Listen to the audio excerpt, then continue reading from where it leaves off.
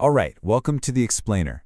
Today, we're diving into a weird little mystery that's been spooking people with brand new, powerful servers. You know the feeling? You build this absolute beast of a machine, you fire it up for the first time, and before you've even done a single thing, the dashboard is already screaming that something is terribly wrong. That's the puzzle we're going to piece together today. So this whole thing kicks off with a Reddit user, I am Garfy, who ran into this exact problem. They just installed the latest Proxmox 9 on some seriously impressive hardware, and right away this cryptic little warning light starts flashing on their dashboard. It's signaling a problem that, for all intents and purposes, just shouldn't exist. And that's what makes this whole thing so interesting, right? It's the story of a phantom problem. You've got a system that looks broken according to its own monitoring tools, but in every other way, it's running perfectly fine. So what on earth was actually going on here? And just look at the hardware we're talking about.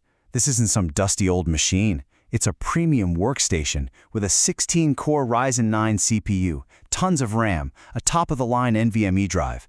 I mean, this thing is built for some serious work. And here's the kicker. It was totally idle.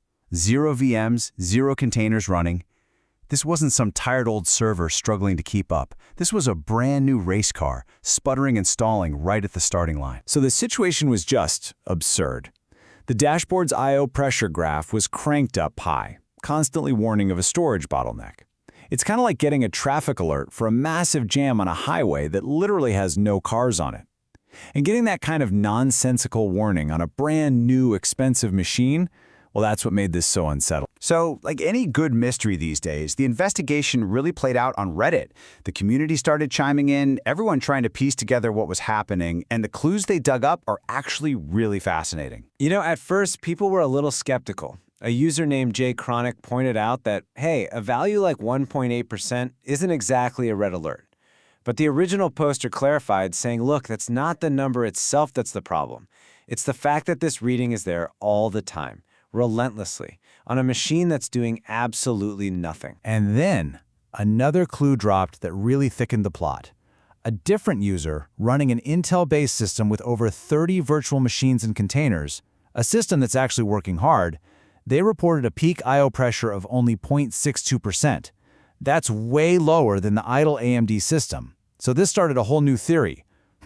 Could this be some kind of weird quirk that's specific to AMD hardware? And this comment right here is where the whole investigation just pivots. A user named ZFBest dropped this piece of wisdom, and it was crucial. It shifted the entire focus away from a potential hardware flaw and pointed it squarely at the metric itself. What if the problem wasn't the server, but the graph? Okay, so to really solve this mystery, we have to get what this graph is actually supposed to be measuring. So what in the world is I/O pressure, and why does the Linux kernel even bother tracking it in the first place? Well, the metric at the heart of all this is called pressure stall information, or PSI. It's a feature baked right into the Linux kernel, and it's designed to be an early warning system. The whole idea is to measure how long different processes are getting stalled while they wait for resources like the CPU, or in this case, I/O. The goal is to help you spot a bottleneck before it becomes a real performance disaster. But as we're seeing here, sometimes that early warning signal can be a little noisy. This comment from the thread was basically the key that unlocked the whole mystery. The suggestion was brilliant in its simplicity. Forget the pretty graph on the dashboard for a second. Go straight to the source. Use a good old command line tool like iostat to see what the disk is actually doing.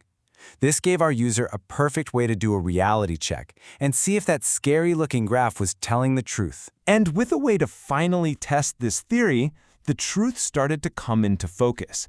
It became pretty clear pretty fast that the problem wasn't the engine, it was just a faulty warning light. This was a classic case of a graph crying wolf. And here's the proof in the pudding. Once the command line tools were running, you had two totally different stories. The dashboard graph was implying the system was just drowning in disk operations. But the reality? The command line showed the disk was super quiet and the system's performance was perfectly snappy. That scary warning, it was a complete mirage. You know, from a psychological angle, this whole thing is fascinating. It plays right into something called negativity bias. We are literally hardwired as humans to give more weight to negative signals, even if there's tons of evidence to the contrary. So for an admin, seeing that one red warning light on a brand new, expensive server, you just ignore all the other signs that everything's fine. You immediately jump to the worst-case scenario. You hear that tiny, faint click, and you imagine the whole engine is about to seize. This comment really hints at the most likely culprit. The issue probably isn't a bug in the hardware, not the CPU, not the drive. It's more of a user experience bug. It looks like Proxmox 9 is either collecting or, more likely, displaying this PSI data in a new way compared to Proxmox 8. The metric itself might be technically correct on some level, but the way it's presented on that graph makes a perfectly normal, low-level signal look like a 5-alarm fire. So the most important takeaway here is knowing how to empower yourself. If you ever see this kind of thing on your own system, you don't have to panic. There are some very clear, simple steps you can take to verify what's really happening under the hood. So what should you actually do?